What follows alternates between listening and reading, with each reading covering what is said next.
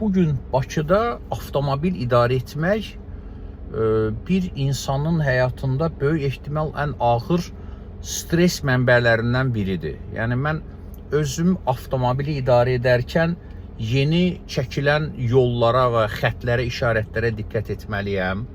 Yanda, sağda, solda sürətlə səbirsizcə sıxışdıran və niyəsə tələsən insanlara, sürücülərə diqqət etməliyəm və mən əminəm ki, bu tələsən və arxadan işıqları bizə yandıran, siqnalla bizi tələsdirən insanların həyatlarında belə qeyri-adi bir effektivlik yoxdur. Sadəcə onlar səbirsizdirlər. Yoxsa bu qədər insan ölkədə zamanına çox dəyər versəydi, yəqin ki, iqtisadiyyatımızda fərqli bir vəziyyət olardı. Avtomobil idarə etmək Bakıda o deməkdir ki, əks istiqamətdə sənə üstünə gələn və heç yola diqqət etməyən dəbilqəsiz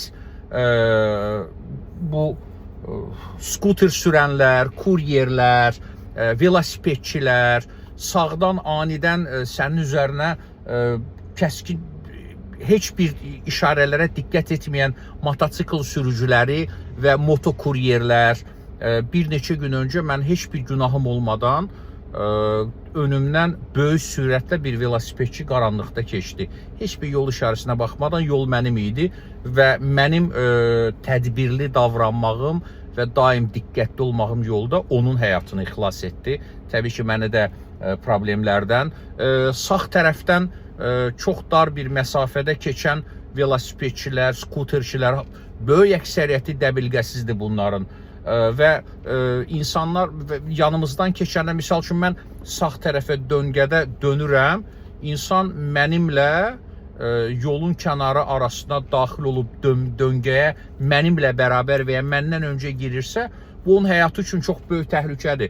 Bütün bunlara diqqət edirsən və 30-35 dəqiqə bir yolda avtomobil idarə etmək insan üçün çox böyük bir stresdir və biz günümüzü bu stres içində keçirdirik.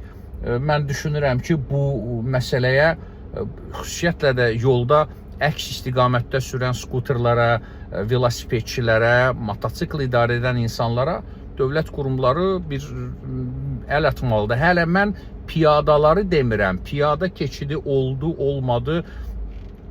Keçənlər, anidən yolun içərisinə, yolda avtomobilin altına özünü atanlar, əks istiqaməti gedib heç arxasıca baxmayanlar.